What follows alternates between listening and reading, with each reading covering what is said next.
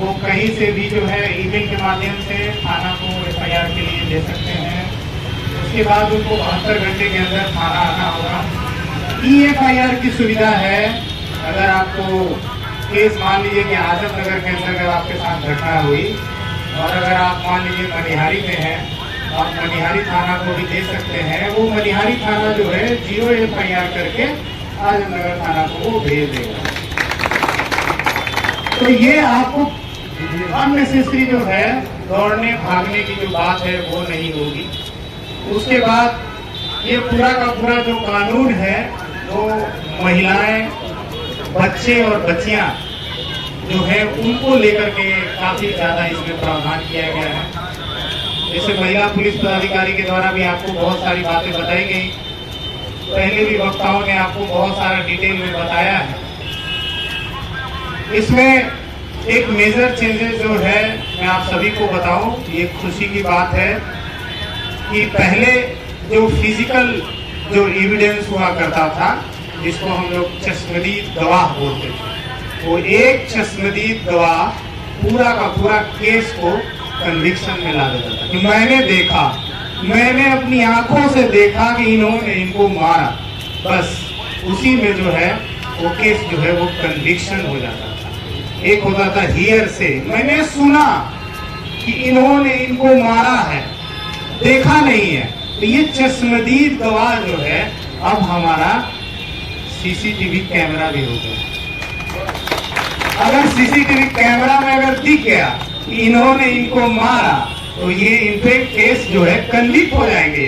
True तो होना ही है, वो तो आज भी होता है, लेकिन कोर्ट ऑफ लॉ में वो उसको कन्विक्शन भी हो जाएगा। मतलब कि जो भी इलेक्ट्रॉनिक एविडेंस है वो हमारा फिजिकल एविडेंस की तरह अब काम करेगा। ये बहुत बड़ा बदलाव है और आप सभी को पता है कि हमारे शहर में अगल बगल आप देख सकते हैं, यहाँ पर सीसीटीवी कंट्रोल रूम भी है, बहुत सारे नए नए कैमरा भी हम लोग लगा रहे हैं। जो हमारे व्यवसायिक वर्ग के लोग हैं उनके लिए भी ये खुशी की बात है कि अगर उनके यहाँ कुछ आता है, उनका कैमरा में दिखता है कि हाँ फलाने ने आया, ये किया, तो कोर्ट ये नहीं पूछेगा कि गवाह लेकर आइए। कोर्ट ये देखेगा कि हाँ ठीक है, इसमें इनको सीसीटीवी में दिख रहा है, तो कोर्ट जो है उसको सजा कर देगा। ये कन्विक्शन जो है उस पर हो जाएगा। ये बहुत बड़ा चेंजेस है। बहुत सारी जो चेंजेस है, जैसे होता क्या था पहले कि जैसे मान लीजिए कि बच्ची है, उसके साथ कुछ घटना हो रहा है या कुछ, जैसे आप सोच सकते हैं जैसे स्टॉकिंग बोलते हैं उसको, या किसी को जैसे कुछ कर रहा है कमरे में, तो पुरुष है तो पुरुष के ऊपर वो कानून लागू होता था कि ठीक है ये बच्ची महिला के साथ ये कर रहा।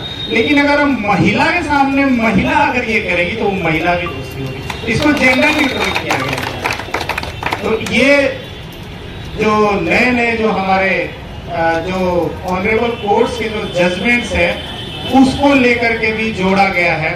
अब जैसे क्या होता है, जैसे सभी लोग आप लोग प्रबुद्ध लोग हैं शहर के, अब होता क्या है कि सभी लोग हमारे पास आते हैं जनता दरबार में, बोलते हैं सर इसमें अरेस्टिंग नहीं हो रही है। तो इसमें ये जानने की जरूरत है कि जो 7 ईयर से कम या 7 ईयर तक का जो सजा है और उसमें केस है, तो कोर्ट का भी आदेश है, अब तो इसमें भी है कि आप जो है उसको नोटिस देंगे जो अभियुक्त है, और अगर नोटिस पे वो आता है, सहयोग करता है, तो फिर उसकी गिरफ्तारी नहीं होती है।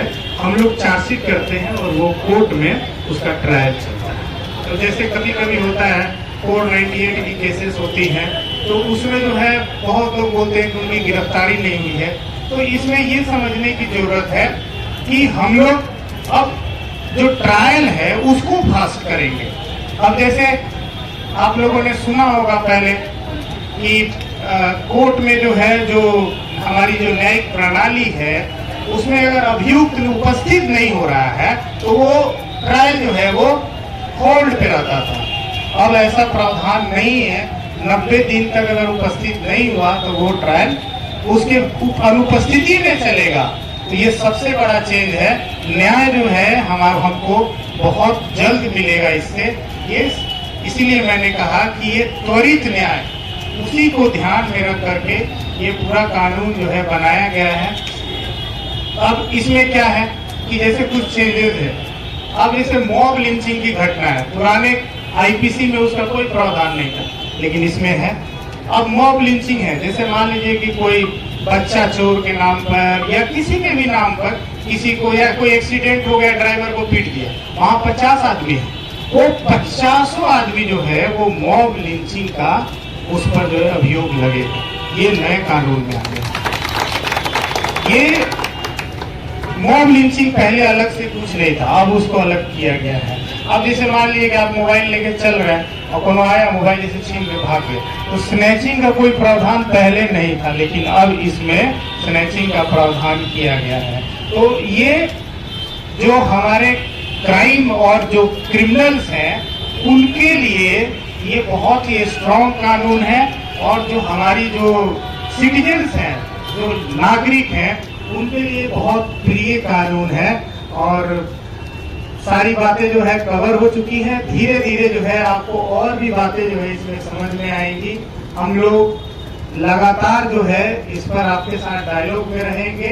कोई किसी प्रकार की समस्या है तो आप जो है तुरंत जो है आकर हमसे भी मिल सकते हैं, बात कर सकते हैं, मैसेज कर सकते हैं। हम लोगों ने एक नोडल ऑफिसर भी जो है वो बनाया हुआ है, जिसमें अगर आपको कोई दिक्कत होती है उनका भी नंबर हम लोग सोशल मीडिया पे डाल देंगे। आपको कोई दिक्कत है तो आप उनसे बात कर सकते हैं कि ये परिस्थिति है, हम इसमें क्या करें। तो ये सारी बातें जो है ध्यान में रख करके हम लोगों को ये जो नए कानून आए हैं इसमें सभी लोग, आप सभी लोग का सहयोग जो है अपेक्षित है। हम आशा करते हैं कि हम